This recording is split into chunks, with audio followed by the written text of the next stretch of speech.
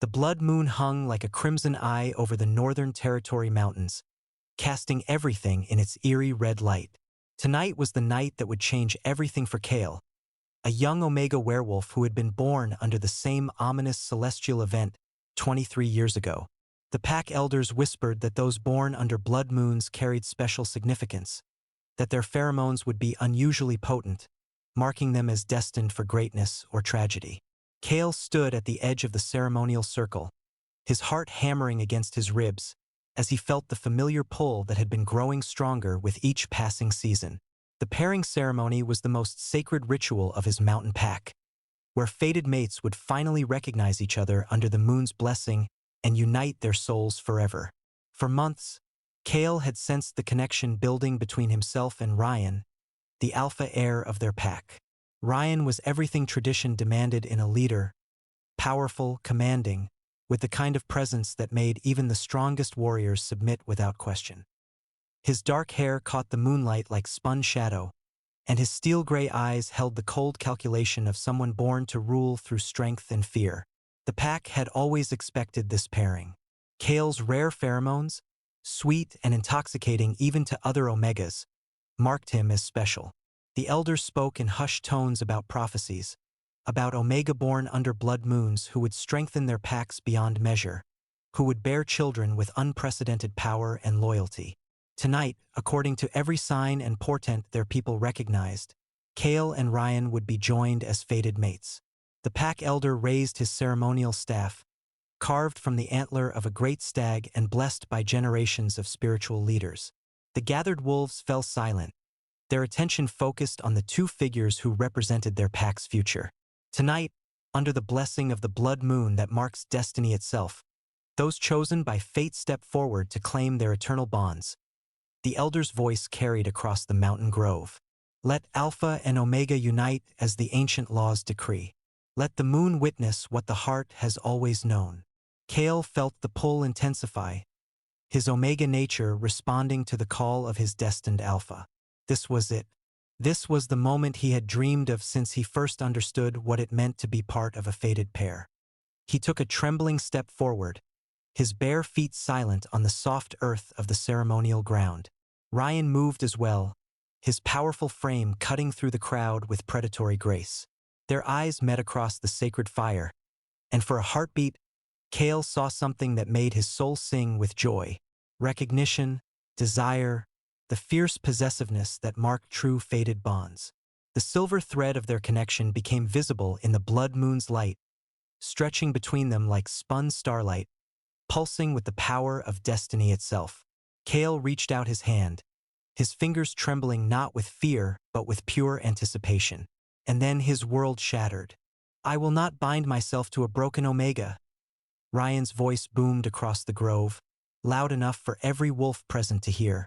His words hit Kale like physical blows, each one more devastating than the last. You are incomplete, defective, a mistake of nature. I reject this bond. I reject this fate, and I reject you. The silence that followed was deafening. Kale stood frozen, his outstretched hand still reaching for a connection that Ryan had just torn apart with brutal efficiency. The pain was indescribable, like someone had reached into his chest and ripped out half his soul, leaving jagged edges that burned with every breath. Through his empathic gifts, enhanced by his blood moon heritage, Kale could feel the shock and secret relief of the gathered pack. Relief that their future Alpha had rejected the strange Omega. Relief that they wouldn't have to accept someone whose very existence seemed to unsettle the natural order. Relief that tradition had been preserved over the uncomfortable demands of destiny. You dare reject the will of the blood moon? The elder asked, his voice shaking with disbelief. I dare choose strength over weakness, Ryan replied coldly, his gaze never leaving Kale's stricken face. The pack needs an Alpha who makes decisions based on reality, not mystical nonsense. If this supposed destiny was wrong about this Omega's worth, what else might it be wrong about? The elder looked around the circle, seeking support from the other pack leaders, but found only uncomfortable silence. Finally, his ancient eyes settled on Kale with something that might have been pity.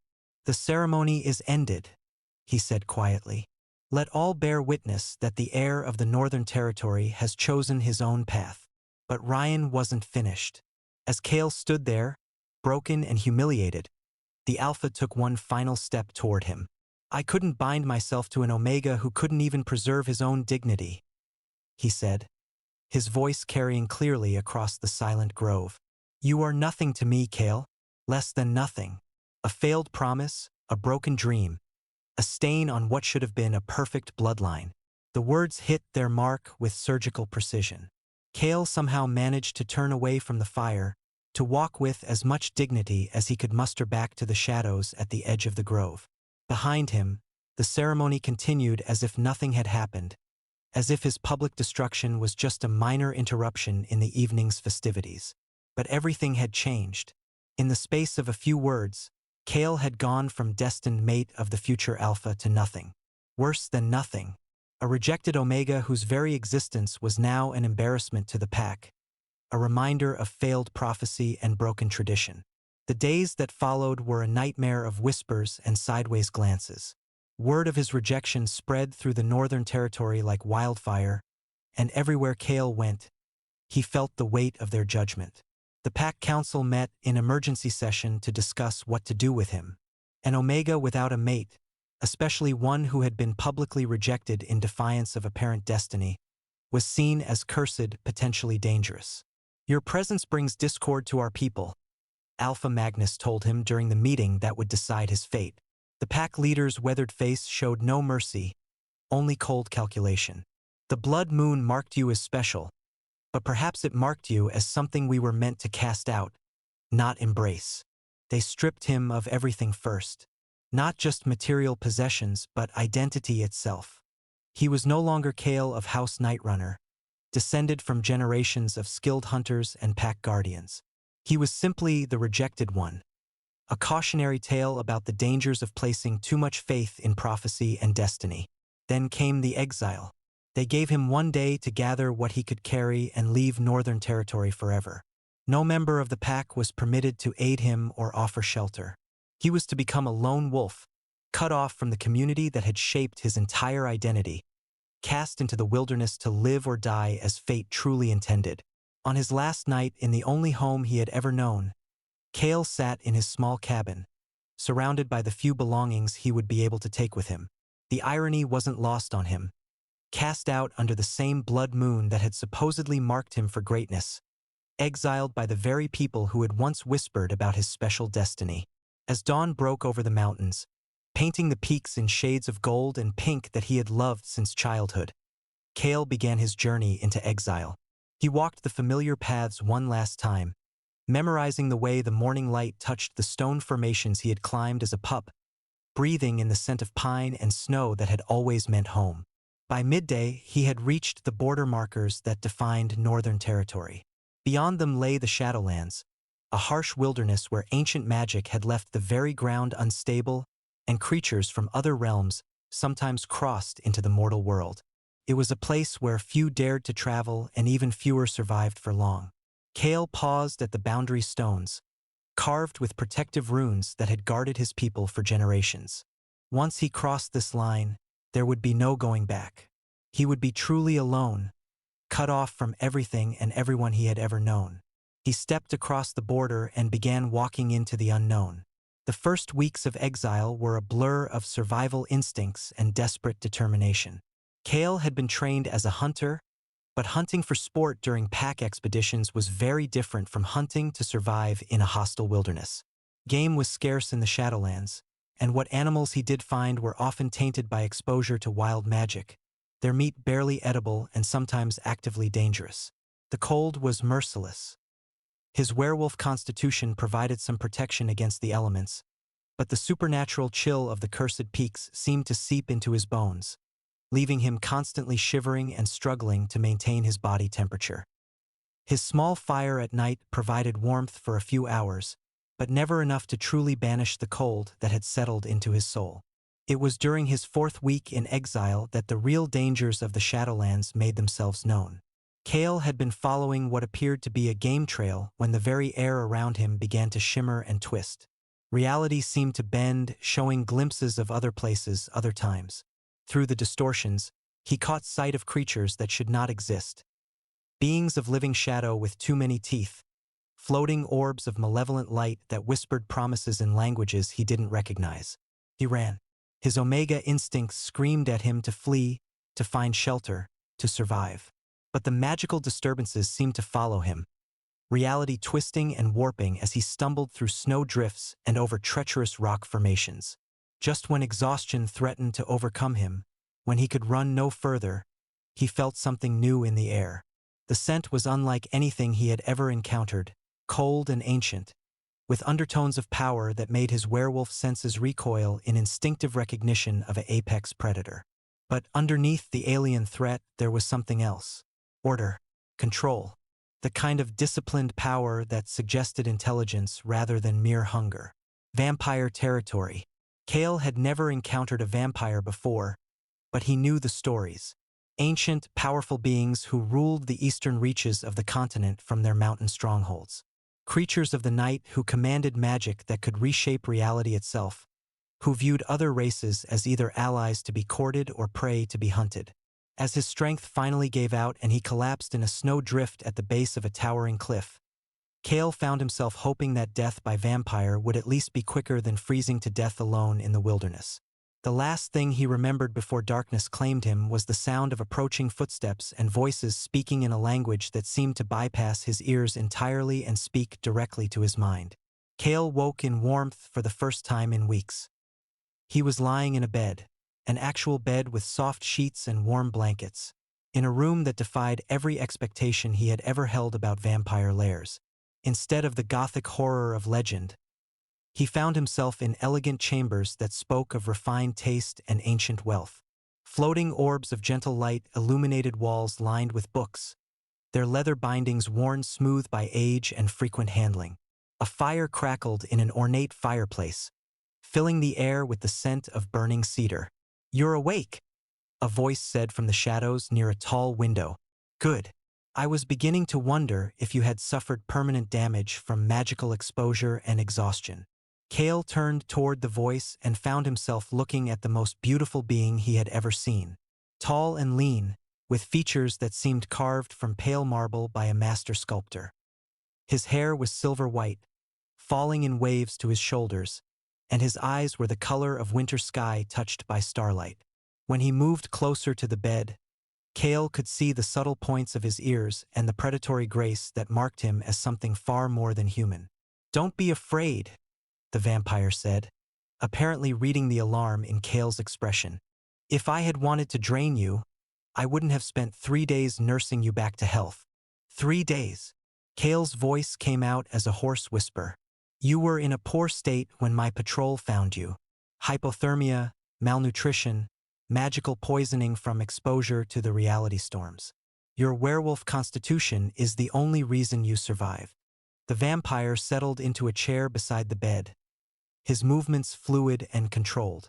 "I am Ilias, lord of this castle and these lands, and you are very far from any werewolf territory I'm familiar with."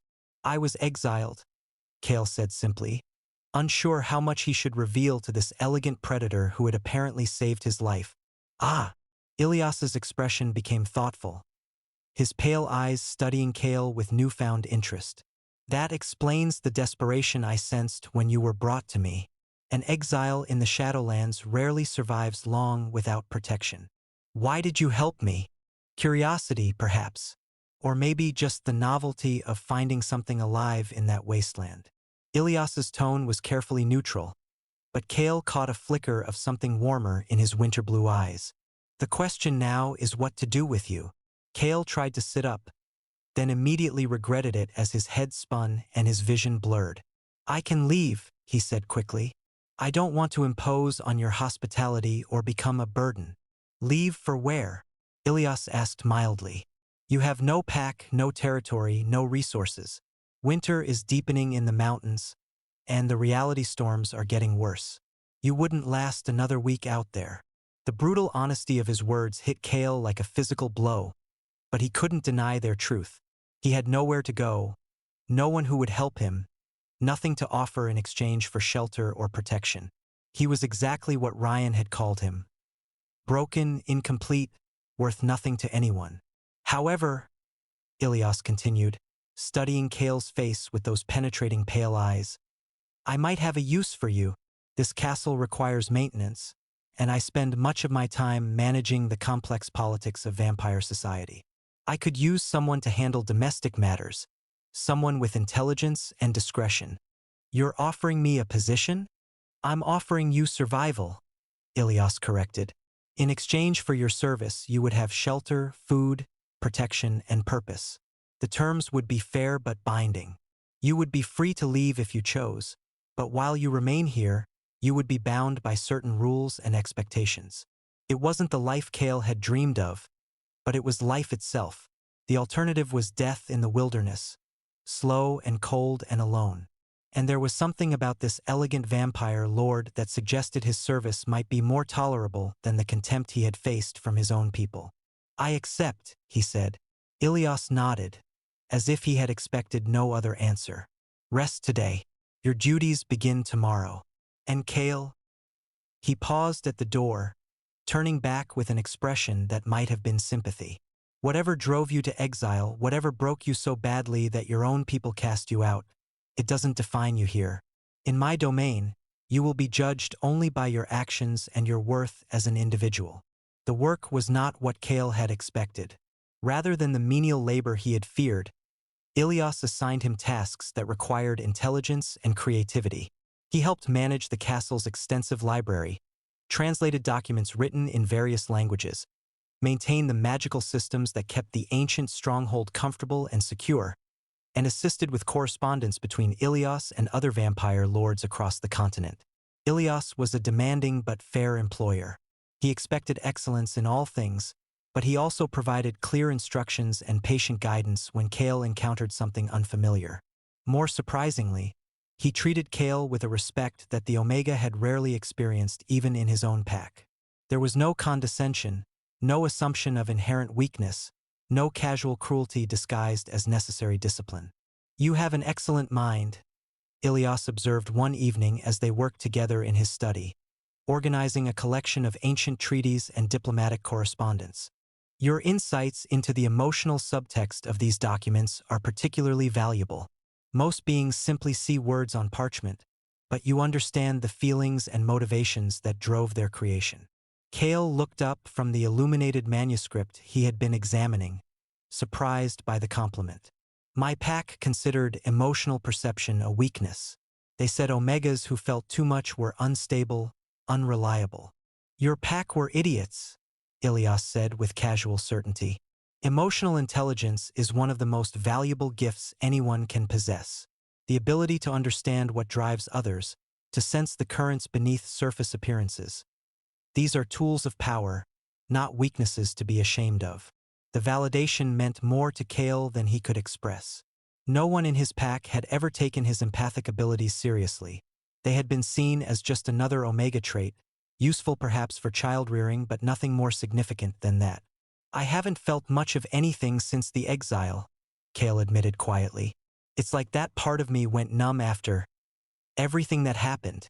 Perhaps it will return when you feel safe enough to lower your guards, Ilias suggested, his pale eyes unusually gentle.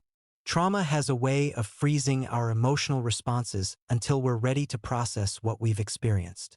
As the weeks passed, their professional relationship began to evolve into something more complex. Ilias continued to treat Kale with respect and consideration, but there were moments when Kale caught him watching with an intensity that had nothing to do with work performance. Conversations that started as practical discussions about castle maintenance would drift into personal territory, sharing stories about their respective backgrounds and experiences. Kale learned that Ilias was far older than he appeared, over 800 years, ancient even by vampire standards. He was also the last of his specific bloodline, a vampire-dragon hybrid whose parents had been killed in the Great Wars that had reshaped the continent centuries ago. He had built his castle as both fortress and sanctuary, a place where he could pursue his scholarly interests while maintaining the complex web of alliances that kept vampire society stable. We're both outcasts in our way, Ilias said one evening as they shared dinner by the fire in his private chambers. Both marked by circumstances beyond our control, both forced to build new lives from the ashes of what we lost. Your exile was different, Kale pointed out. You chose isolation to pursue your interests. Mine was punishment for failing to be what others expected. Was it failure? Ilias asked thoughtfully, swirling the blood wine in his crystal goblet. Or was it simply incompatibility? Your pack expected you to be weak, submissive, grateful for whatever scraps of affection an alpha might throw your way. But everything I've observed suggests you're anything but weak. You survived exile that would have killed most beings. You adapted to an entirely new way of life. You've proven yourself intelligent, capable, resilient. Perhaps the failure wasn't yours, but their failure to recognize your worth.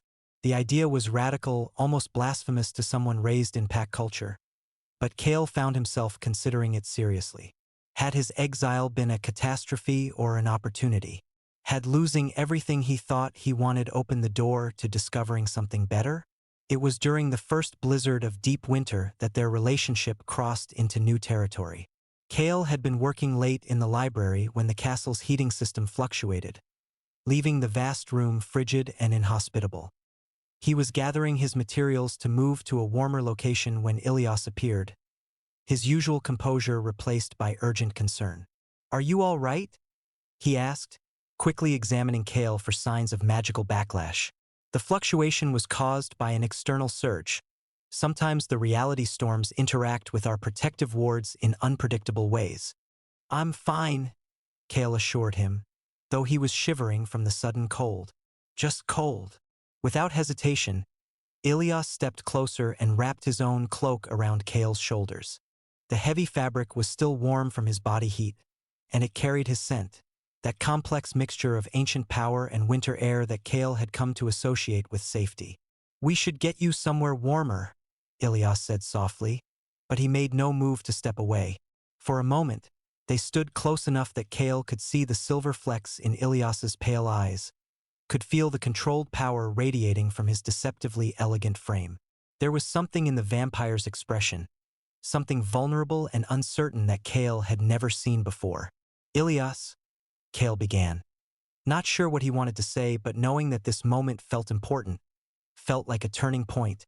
"Yes, thank you, for everything, for saving me, for giving me purpose, for treating me like I have value when my own people saw me as worthless."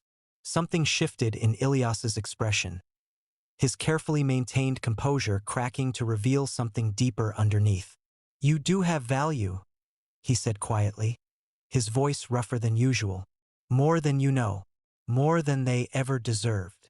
The moment stretched between them, full of unspoken possibilities, before Ilias finally stepped back and led him to the warmer quarters near the main fireplace. But something had changed between them. Some barrier had been crossed, and Kale found himself hoping it was the beginning of something beautiful rather than the end of the peace he had found. That night, as Kale lay in his bed listening to the storm rage outside, he found himself thinking not about the life he had lost but about the life he might be building. For the first time since his exile, he felt something that might have been hope. The change in their relationship was subtle but unmistakable. Ilias began seeking out Kale's company for reasons that had nothing to do with work. They shared meals together, discussed philosophy and history by the fire, and spent long evenings in comfortable companionship. Ilias encouraged Kale to rediscover his emotional abilities, providing him with books on empathic theory and genuine interest in his developing insights. "Your empathy is returning," Ilias observed one evening as they sat together in his study, Kale having just provided a remarkably accurate assessment of the emotional motivations behind a particularly complex piece of diplomatic correspondence. "I can sense it growing stronger each day." "It doesn't hurt anymore," Kale said with some surprise. "Before, feeling others' emotions was painful, overwhelming. Now it's more like having an additional sense that provides useful information. Perhaps because you're no longer surrounded by people who radiate contempt and disappointment," Ilias suggested with a slight smile. "Empathy is much more pleasant when you're around those who care for you." The casual admission made Kale's heart skip a beat. "You care for me?" Ilias was quiet for a long moment, his pale eyes reflecting the firelight. More than I should, perhaps. More than is wise for someone in my position. But yes, Kale, I care for you very much. Their first kiss happened on a clear winter night when the aurora borealis painted the sky in shades of green and silver. They had been standing on one of the castle's high balconies, sharing a bottle of wine and watching the celestial display, when Kale found himself studying Ilias's profile in the ethereal light. "You're staring," Ilias observed without turning his head, but his tone was amused rather than annoyed. "You're beautiful," Kale replied honestly, past the point of hiding his feelings. "The most beautiful being I've ever seen." Ilias did turn then, his winter-blue eyes searching Kale's face with an intensity that made the Omega's breath catch. "Kale," he said softly, and there was a question in his voice, a request for permission. "Yes," Kale whispered, and leaned forward to meet him halfway. The kiss was gentle, tentative, a question rather than a demand. When they broke apart, Ilias rested his forehead against Kale's, his breath visible in the cold air. "I don't want to take advantage," he said quietly. "You've been through so much, and the power dynamic between us is irrelevant," Kale finished firmly. "I'm not choosing you because I'm grateful or because I have nowhere else to go. I'm choosing you because being with you makes me feel whole for the first time in my life. Are you certain?" Instead of answering with words, Kale kissed him again, pouring all of his certainty and affection into the contact.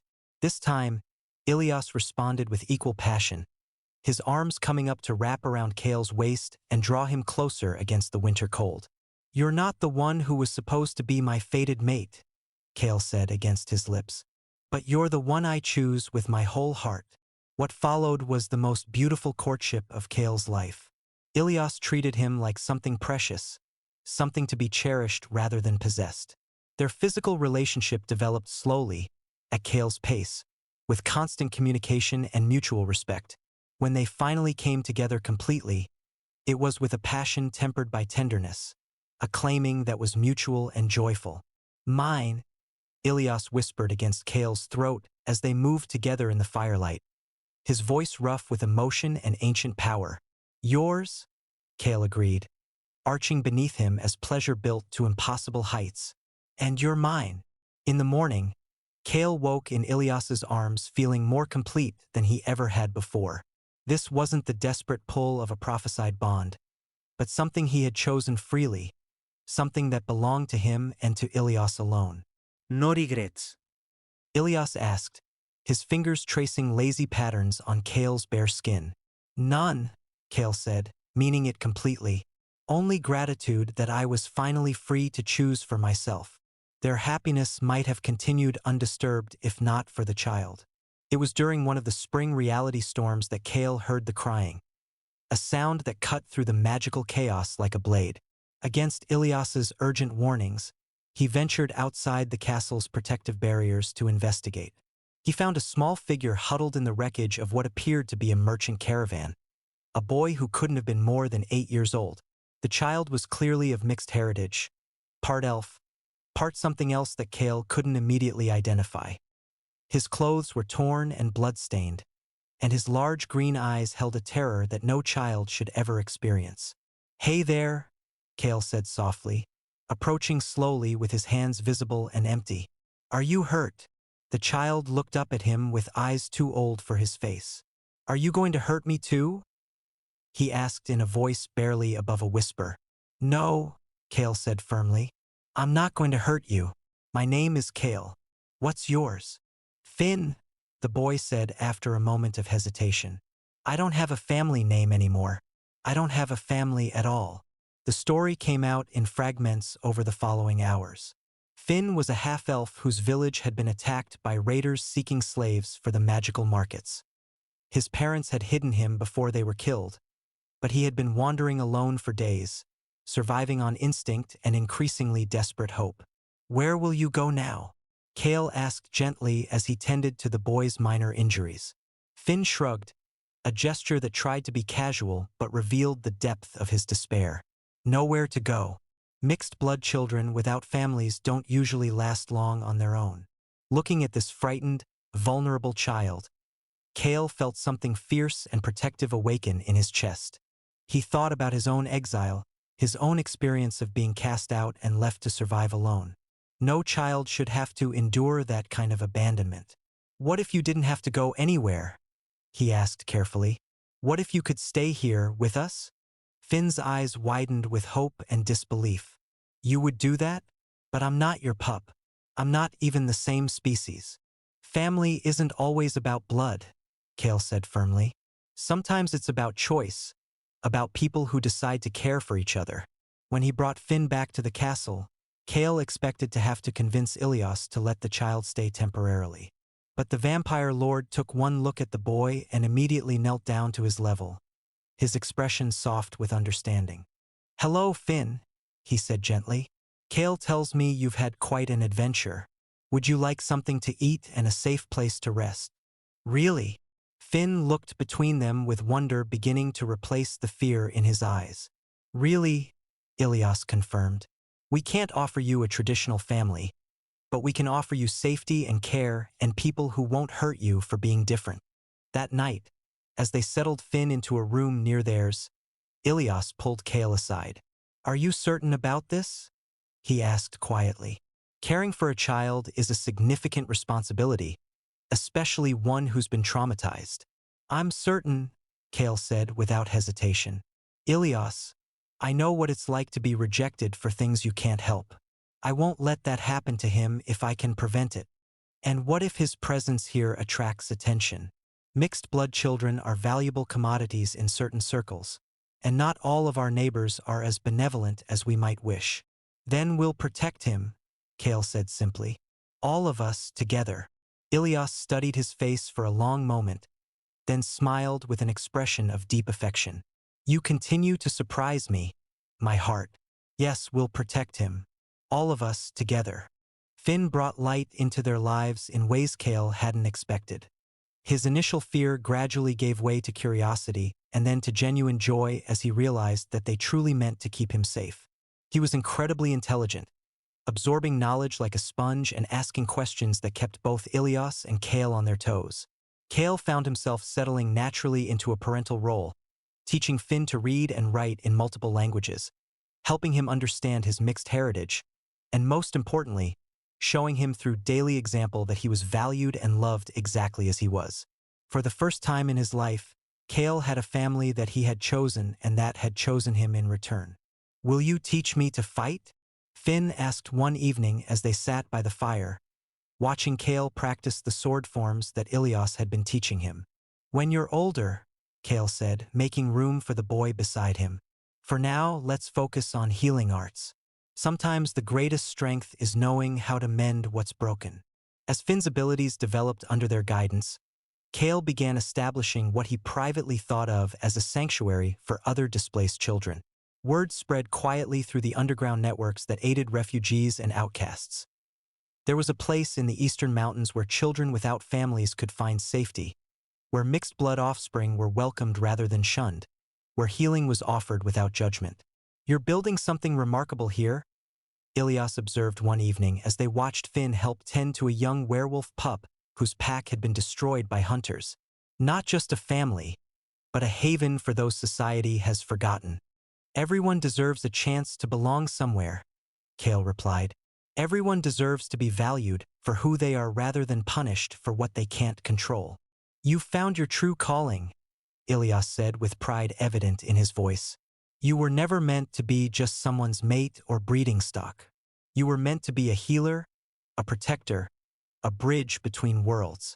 Their peaceful existence was shattered one autumn morning when strangers appeared at their gates. Kale sensed them before they announced themselves. The familiar pack scent of home mixed with anger and righteous indignation. Through his now fully restored empathic abilities, he could hear their emotions clearly: disgust, fear, and underneath it all, a familiar presence that made his chest tighten with old pain. Pack wolves, Kale told Ilias and Finn as they gathered in the main hall. From the Northern Territory. They're not here for a friendly visit. Can you tell what they want? Ilias asked, his demeanor shifting into something far more dangerous as ancient power began to gather around him like heat shimmer. I think. They're angry about something they see as an abomination. a violation of natural law. Kale took a deep breath, steeling himself. I should probably talk to them. We talk to them, Ilias corrected firmly. You're not facing your former pack alone. When they opened the castle doors, Kale found himself face to face with members of his old pack, led by someone he had hoped never to see again. Ryan stood at the front of the group, looking every inch the alpha heir, his steel-gray eyes hard with condemnation. Behind him stood Alpha Magnus and several pack elders, their expressions grim with purpose. Kale, Ryan said, his voice carrying the authority of someone who expected immediate obedience. You will return with us immediately to face judgment for the abomination you have created. What abomination? Kale replied, proud that his voice remained steady despite the pain that seeing his former tormentor brought. I've harmed no one, threatened no one. You have bonded with a vampire, Alpha Magnus said, stepping forward with disgust written clearly on his weathered face. You have corrupted the natural order by joining your essence with that of an undead creature. Such unions are forbidden by every law of nature and tradition.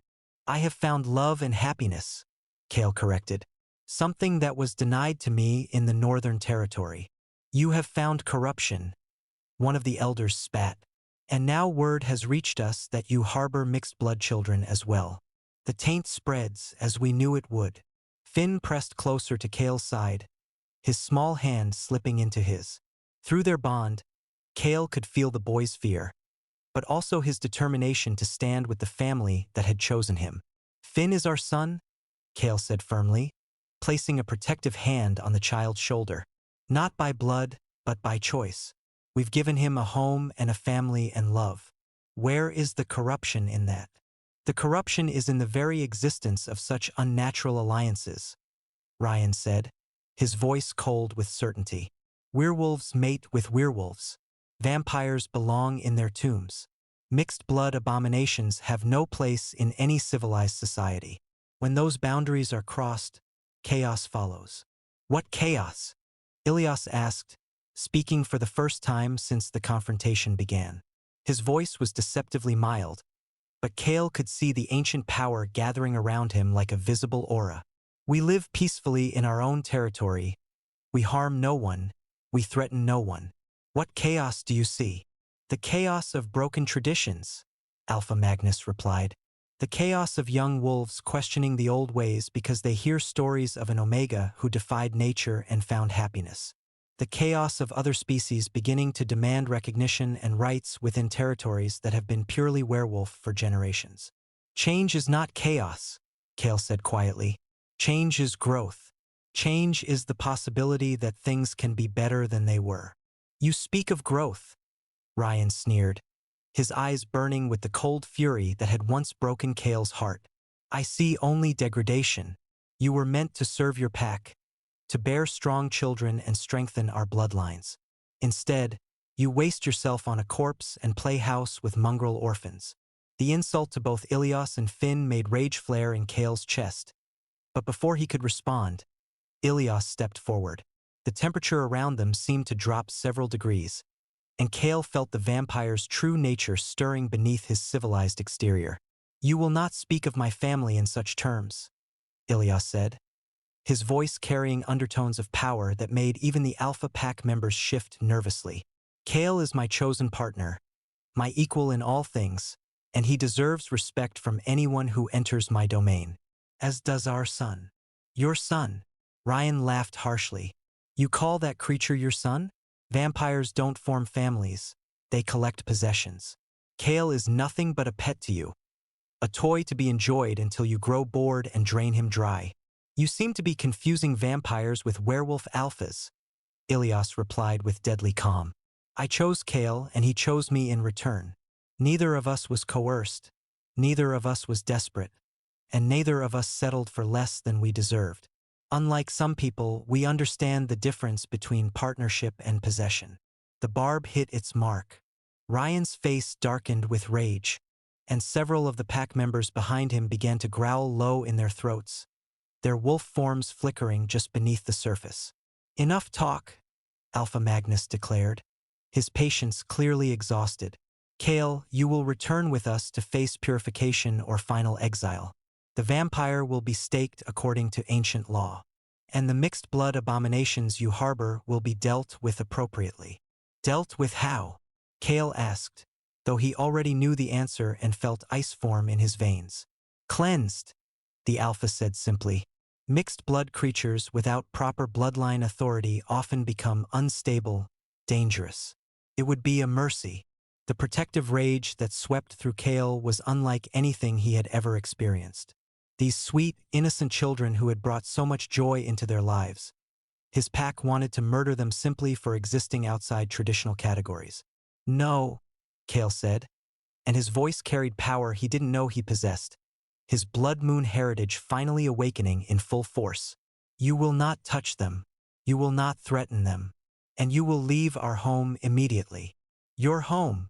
Ryan stepped closer, trying to use his size and alpha presence to intimidate Kale as he had done so many times before. You have no home, Omega. You were cast out, rejected, abandoned. You're nothing but a broken toy that a monster decided to keep for entertainment. I am more than I ever was when I lived among your pack, Kale replied, meeting his gaze steadily and feeling none of the old fear or pain. I have love that fulfills me, work that matters, and a family that chose me freely. What do you have, Ryan? A pack that fears you more than they respect you? A leadership built on intimidation rather than wisdom? A life so empty that you have to travel for days just to destroy someone else's happiness? Through his empathic abilities, now fully restored and enhanced by his emotional growth, Kale could sense Ryan's emotions clearly.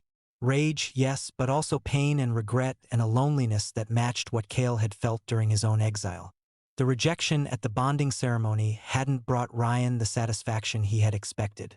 Power without love had proven to be a hollow victory. I made the right choice, Ryan said, but there was doubt in his voice for the first time. Did you? Or did you make the choice that felt safer?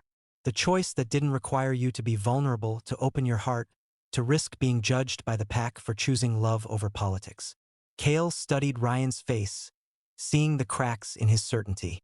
When was the last time you were truly happy, Ryan?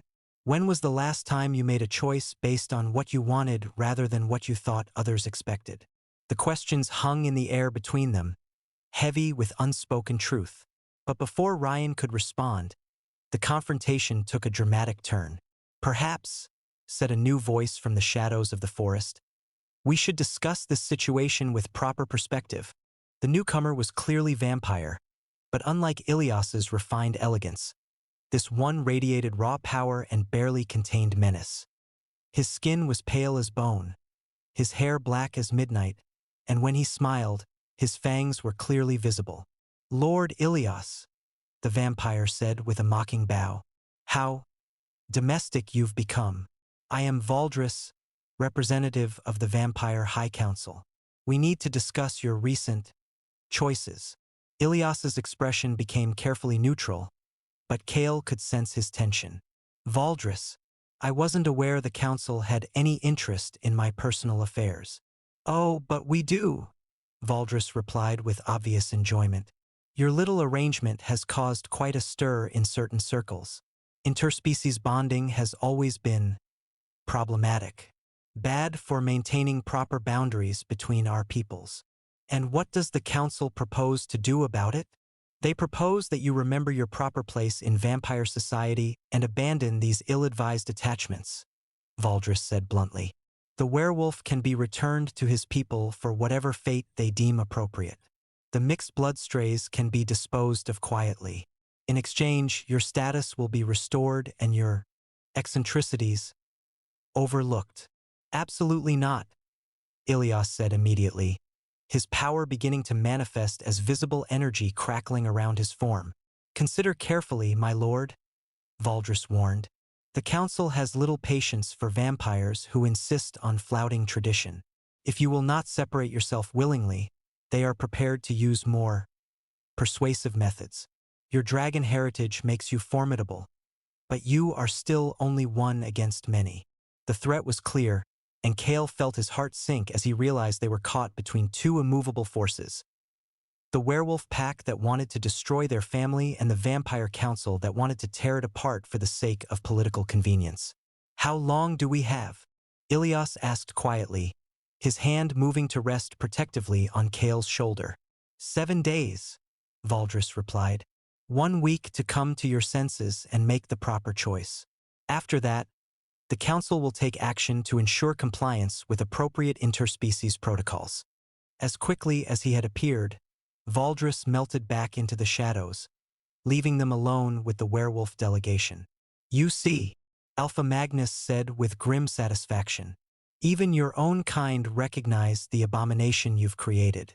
When both our peoples agree that something is wrong, perhaps you should listen. Our love isn't wrong, Kale said firmly, drawing strength from Ilias's presence beside him. Our family isn't wrong. The only thing wrong here is the prejudice and fear that keeps people from accepting that happiness can come in many forms. You have until sunset tomorrow, Ryan said, turning away from them with an expression of cold finality. Return with us voluntarily, or we'll consider you a hostile force and act accordingly. As the pack began to disperse, Ryan paused and looked back at Kale one final time. I had hoped, he said quietly, that you would have learned from your mistakes by now, that you would understand that some choices lead only to destruction. I have learned, Kale replied steadily. I've learned that love is stronger than tradition, that family is about choice rather than blood, and that happiness is worth fighting for regardless of what others might think. Ryan shook his head sadly and walked away, leaving Kale with the distinct impression that this confrontation was far from over. That night, as they held an emergency family meeting around the kitchen table, the weight of their situation settled over them like a shroud. They were caught between two powerful forces, both demanding they sacrifice everything they had built together. We could run, Finn suggested quietly, his young voice carrying more wisdom than his years should have allowed. Find somewhere else to live, somewhere they can't find us. Where? Ilias asked gently, his pale eyes reflecting the firelight. This castle is protected by wards that took me centuries to establish. Anywhere else, we would be vulnerable to both werewolf packs and vampire hunters. We could fight, Kale said, though the idea terrified him. Defend our home, our family. Against both a werewolf pack and the vampire high council? Ilias shook his head. I'm powerful, but not that powerful. Even in my dragon form, we would eventually be overwhelmed. Then what do we do? Finn asked, his eyes bright with unshed tears. Kale looked around the table at the two most important people in his world, and suddenly the answer became clear. We make them understand, he said. We show them that our family isn't a threat or an abomination, but something beautiful and worth protecting. How? Ilias asked, though his expression suggested he was beginning to understand Kale's intention. By doing what I should have done at the bonding ceremony, Kale replied. By standing up for what I believe in, by fighting for the people I love, and by refusing to let fear and prejudice win. The plan that emerged from their discussions was audacious to the point of being suicidal. Instead of waiting for their enemies to come to them, they would go to them. Kale would present himself to both the werewolf pack and the vampire delegation, not as a supplicant begging for mercy, but as an equal demanding recognition. It's too dangerous, Ilias protested when Kale outlined his intentions. If something goes wrong, if they decide to simply eliminate the problem, then at least we'll face it together, Kale said firmly. All of us as a family. I want to help, Finn said, his small jaw set with determination that reminded Kale painfully of himself at that age. They're threatening our family. I should get to defend it too. Looking at the brave child who had become his son in every way that mattered, Kale felt his resolve strengthen. This was what they were fighting for. The right to love each other, to protect each other, to be a family on their own terms. The confrontation took place in a neutral meadow halfway between vampire and werewolf territories, under the light of a full moon that seemed to mock the blood moon that had started Kale's journey. Both delegations were waiting when they arrived. The werewolf pack in their traditional formation, the vampire representatives in their otherworldly finery. The tension in the air was thick enough to cut, and Kale could feel the barely restrained hostility radiating from both groups. But he also sensed something else, something that gave him hope: curiosity. Some members of both delegations were genuinely interested in what he had to say. "You came," Ryan said, stepping forward from the werewolf ranks. "Good. We can end this quickly and cleanly." "I came to talk," Kale replied, moving to stand in the center of the meadow with Ilias and Finn flanking him. "To make you understand what you're trying to destroy." "We understand perfectly," Alpha Magnus said coldly. "We're trying to prevent the contamination of our bloodlines and the corruption of our young people." "What you're trying to prevent," Kale corrected, his voice carrying clearly across the assembled crowd, "is change. You're so afraid of anything different, anything that challenges your narrow view of how the world should work, that you're willing to destroy innocent lives to maintain the status quo. There is nothing innocent about defying the natural order." Valdris spoke for the vampire delegation. "Werewolves and vampires were never meant to mix. Such unions produce nothing but chaos and instability." "Look at us," Kale said, gesturing to his family. "Do we look like chaos to you? Do we seem unstable? We live peacefully. We harm no one. We contribute positively to our community. We've created a sanctuary for children who had nowhere else to go. Where is the instability you fear?" "The instability comes from the example you set," Ryan said harshly. "Other young wolves hear about your happiness and begin to question their own traditions, their own obligations to the pack. They start to believe that individual desires matter more than collective responsibility." "Maybe they do," Kale replied quietly, his words falling into the sudden silence like stones into still water. "Maybe individual happiness does matter more than collective conformity. Maybe the reason your young people are questioning the old ways is because the old ways don't serve them anymore." "Blasphemy," one of the werewolf elders muttered. But Kale noticed that several of the younger pack members were listening with obvious interest. "Truth," Kale corrected. "I was miserable in the Northern Territory. I was expected to mate with someone who saw me as defective, to spend my life grateful for whatever scraps of affection might be thrown my way. I was told that my happiness didn't matter, that my feelings were irrelevant, that my only purpose was to serve others' expectations." He turned to look directly at Ryan. "You rejected me because you were afraid. Afraid of what the pack would think if you chose an Omega who didn't fit their ideal. Afraid of appearing weak if you admitted to caring for someone the elders saw as flawed. You chose political advantage over personal connection, and it made you miserable." "I am not miserable," Ryan said, but his voice lacked conviction. "Aren't you?" Kale asked gently. "When was the last time you felt truly happy? When was the last time you made a choice based on what you wanted rather than what you thought others expected? When was the last time you allowed yourself to be vulnerable, to care for someone without calculating the political implications?" The questions hit their mark with surgical precision. Through his empathic abilities, Kale could feel Ryan's confusion, his growing uncertainty about the choices he had made and the life he was living. "Personal happiness is selfish," Alpha Magnus said firmly. "The good of the pack must come before individual desires." "Why?" Finn asked suddenly, his young voice cutting through the tension like a blade. "Why does caring for the pack mean that individuals have to be miserable? Why can't everyone be happy?" The adults turned to stare at the child who had dared to question their fundamental assumptions with the brutal honesty that only children possess. "Because life isn't about happiness," the Alpha replied harshly.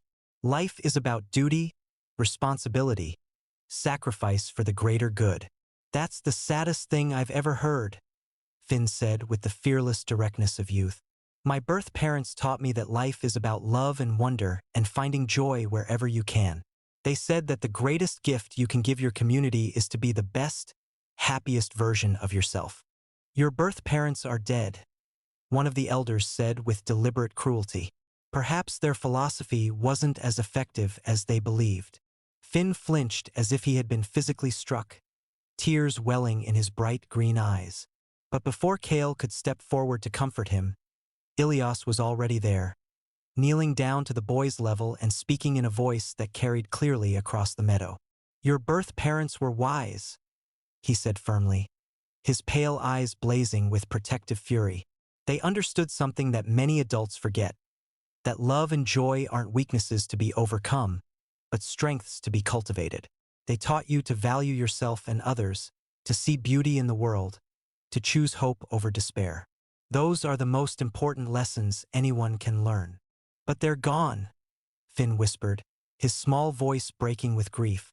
Their bodies are gone, Ilias agreed, his voice gentle but strong. But their love lives on in you, in the way you care for others, in the way you bring light into dark places.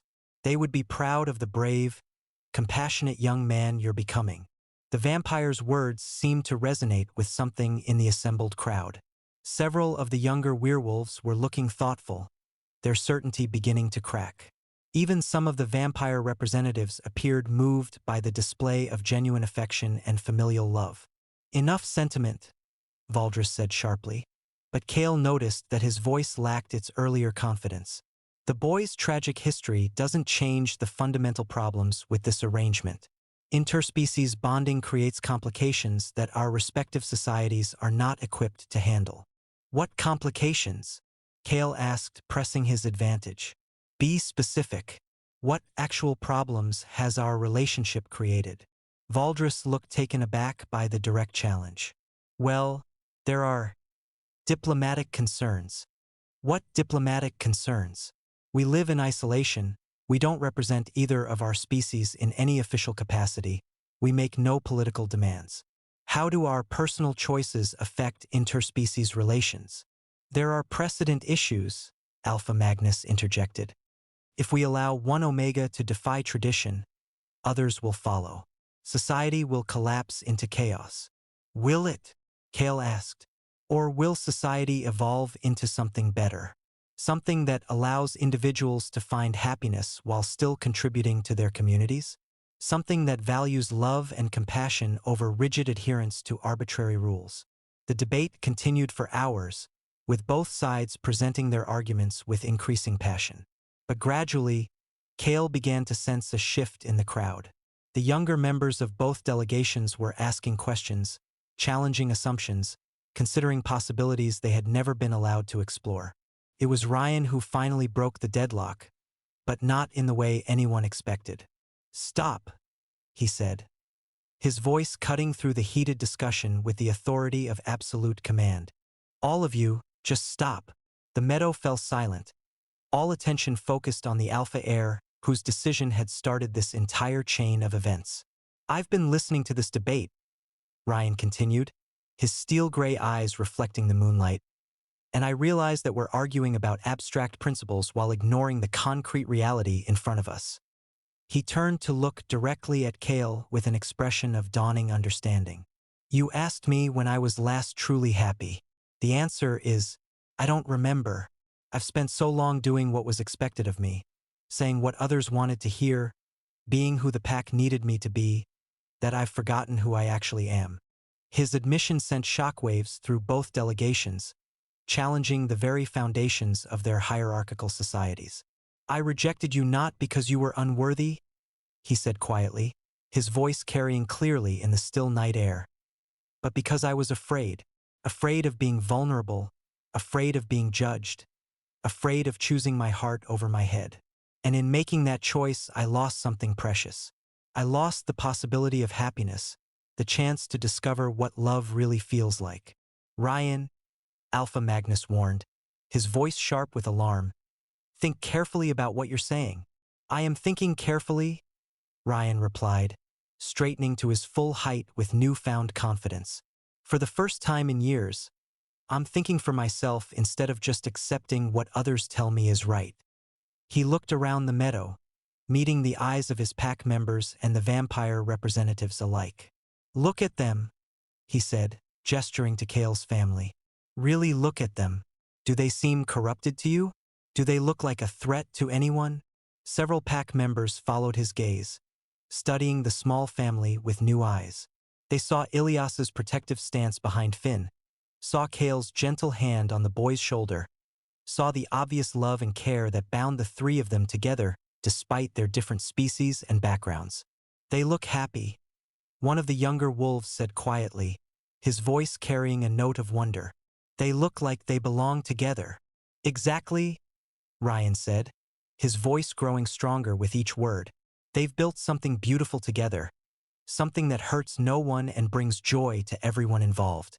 And we're here trying to destroy it because it doesn't fit our preconceptions about how families should be formed, how love should work, how society should function. Tradition exists for a reason, Alpha Magnus said firmly, but even he seemed shaken by his heir's words. It provides structure, stability, continuity. Tradition can also be a prison, Ryan interrupted with newfound courage. It can trap people in roles that don't suit them, relationships that don't fulfill them, lives that bring them no joy. Maybe it's time to consider that some traditions need to evolve, that some rules need to be re-examined in light of new understanding. The crowd erupted in heated discussion, with voices raised on both sides of the argument. But Cale barely heard them. His attention was focused entirely on Ryan, on the man who had once broken his heart but who was now defending his right to happiness with passionate conviction. Why? Cale asked when the noise died down enough for his voice to be heard. Why are you standing up for us now? Ryan was quiet for a long moment, his storm-gray eyes reflecting deep thought and perhaps a touch of regret. Because I finally understand what I threw away, he said simply. Because I realized that strength isn't about dominating others or conforming to expectations. It's about having the courage to choose love over fear, authenticity over approval. And because watching you fight for your family reminds me of what real courage looks like. His words hung in the air like a benediction, transforming the entire atmosphere of the gathering. The rigid battle lines that had divided the two sides began to blur as individuals reconsidered their positions and questioned long-held beliefs. This is all very touching, Valdris said acidly, but his arrogance seemed forced now, lacking its earlier conviction. But the Vampire High Council's position remains unchanged. Interspecies bonding is forbidden, and Lord Ilios will return to his proper place in vampire society or face the consequences. And what if he refuses? Asked a new voice that seemed to come from everywhere and nowhere at once. Everyone turned to see a figure materializing from the moonlight itself. But this newcomer was unlike any vampire they had ever encountered. Ancient beyond measure, with silver hair that seemed to capture starlight and eyes like depths of space itself. When she moved, reality seemed to bend slightly around her, acknowledging a power that transcended normal understanding. Lady Seraphiel, Valdris said, his arrogance evaporating instantly to be replaced by obvious terror. We weren't informed that the Elder Council was taking an interest in this matter. The Elder Council didn't send me, she replied, her voice carrying the weight of millennia. I came because I was curious about what could cause such upheaval among the younger generations of both our species. I wanted to see for myself what was worth all this drama and conflict. She walked slowly around Cale's family, studying them with ancient eyes that seemed to see more than surface appearances, that looked directly into souls and measured worth by standards far older than any current political consideration. Fascinating, she murmured after completing her circuit. Absolutely fascinating. My lady, Valdris prompted nervously, clearly hoping for support that would validate the High Council's position. I have lived for over 3,000 years, Lady Seraphiel said, her voice carrying the authority of vast experience and accumulated wisdom. I have seen empires rise and fall, witnessed the birth and death of entire species, observed the endless cycle of change that drives all existence forward. In all that time, do you know what I have learned to be the most precious force in the universe? She paused, letting her question sink in before continuing with quiet intensity. Love, true love, the kind that asks nothing and gives everything, that transforms the people it touches into better versions of themselves, that creates beauty and meaning from broken pieces, is so rare that when it appears, wise beings do everything in their power to protect and nurture it. Her ancient gaze settled on Cale's family with something that might have been approval or perhaps even blessing. What I see here is not corruption or chaos, she continued, her words falling into the silence like drops of liquid starlight. I see three souls who found each other across the boundaries of species and circumstance, who chose to build something beautiful together, who demonstrate every day that love is stronger than prejudice, that family is about choice rather than biology, that happiness is not only possible but necessary for growth. But the laws, Valdris began weakly. Laws are created by people, Lady Seraphiel said with gentle firmness. And what people create, people can change when those laws no longer serve their intended purpose. The Vampire High Council would be wise to reconsider its position on interspecies bonding, especially when the evidence of its potential benefits stands so clearly before us. You would support changing laws that have existed for millennia? Another vampire representative asked, his voice barely above a whisper. I would support any change that reduces suffering and increases genuine happiness in the world, she replied without hesitation. And I suspect that many other elder vampires feel the same way. Change is the fundamental nature of existence itself. Those who refuse to adapt, who cling too tightly to outdated ideas, are eventually left behind by the very forces they seek to control. The implications of her words were staggering. If Lady Seraphiel was speaking for a faction of elder vampires who supported progressive change, then the High Council's position might not be as unshakable as they had believed. Political currents were shifting, and suddenly the impossible seemed possible. Furthermore, she continued, turning her attention to the werewolf delegation, I find it curious that a pack claiming to value strength above all else would see fit to punish some of its strongest members for finding happiness and building meaningful lives. What do you mean? Alpha Magnus asked warily, clearly unsettled by this ancient being's intervention. I mean that your former pack member has demonstrated remarkable resilience, adaptability, and courage, Lady Seraphiel said, gesturing gracefully toward Kale. Exiled from everything he knew, he not only survived but thrived. He built a new life from nothing, formed meaningful relationships, created a sanctuary that radiates peace and purpose. These are not the actions of a weak individual. They are the accomplishments of someone with extraordinary strength of character. She turned to Ilias next, her ancient eyes reflecting approval. And Lord Ilias has proven himself willing to risk everything, his status, his safety, his very existence, to protect those he loves. Such loyalty and devotion are among the highest virtues recognized by any civilized society. Finally, her gaze settled on Finn with particular warmth. As for young Finn, he has shown wisdom and emotional maturity far beyond his years. Despite experiencing tremendous loss and trauma, he has chosen hope over despair, love over hatred, growth over stagnation. He understands truths that many adults struggle to grasp throughout their entire lives. The meadow was completely silent now, everyone hanging on her words with the attention usually reserved for divine revelation. If these are the fruits of interspecies bonding, Lady Seraphiel concluded with quiet authority, then perhaps our societies should be encouraging such unions rather than forbidding them. Perhaps the chaos you fear is actually evolution, and the corruption you perceive is actually the natural progression toward a better, more inclusive world. Her speech had a profound effect on both delegations. Many of the younger members were nodding in agreement, while even some of the elders looked thoughtful rather than dismissive. The absolute certainty that had characterized both sides' positions was beginning to crack under the weight of new perspective. What are you proposing, exactly? Alpha Magnus asked finally, his voice carrying less authority than before. I'm proposing that we try something revolutionary, Lady Seraphiel said with a slight smile that seemed to hold ancient secrets. I'm proposing that we allow love to guide our decisions instead of fear, that we judge individuals by their actions and character rather than their species or bloodline, that we measure success by happiness and fulfillment rather than rigid adherence to arbitrary rules that may no longer serve their original purpose. And practically speaking? Ryan asked, his voice carrying genuine curiosity rather than challenge. Practically speaking, I suggest a trial period, the ancient vampire replied. Allow interspecies bonding under carefully considered circumstances, with proper support and guidance from both communities involved. Monitor the results objectively. See if the sky actually falls or if society actually collapses into chaos. Judge the policy by its real-world outcomes rather than by theoretical fears and prejudices. The idea was so radical, so contrary to everything both societies had believed for generations, that it took several moments for anyone to respond. When they did, it was with the tentative excitement of people beginning to glimpse new possibilities.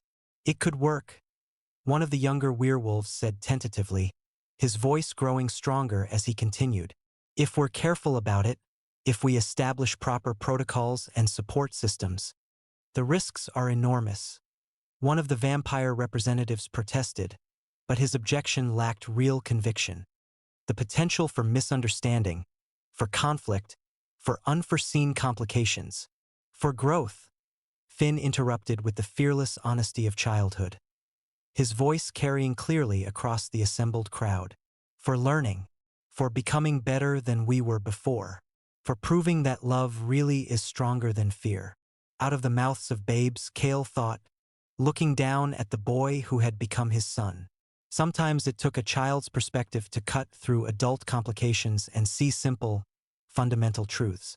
The debate that followed was lengthy and sometimes heated, but gradually, consensus began to emerge. Not universal agreement.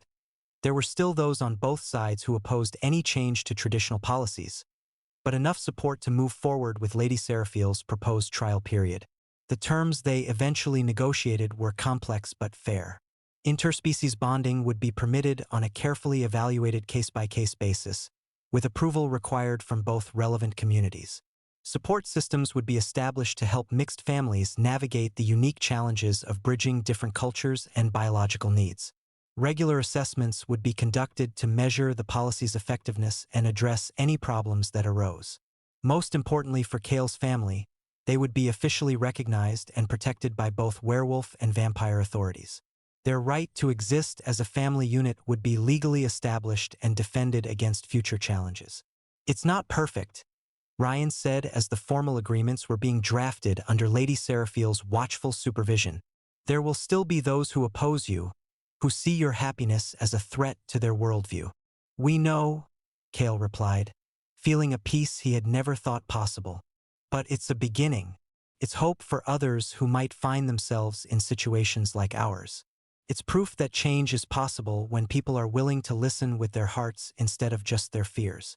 Ryan nodded slowly, then hesitated before speaking again. Cale, I need you to know. I'm sorry. For the rejection, for the cruelty, for not having the courage to choose love when I had the chance. You deserved so much better than what I gave you. You were afraid, Cale said simply, surprised to find that he felt no anger anymore, only understanding.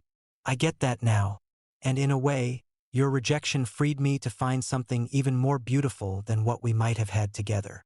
I'm glad, Ryan said, and remarkably, he seemed to mean it. You found your real family, the people who see your worth and cherish it exactly as it is.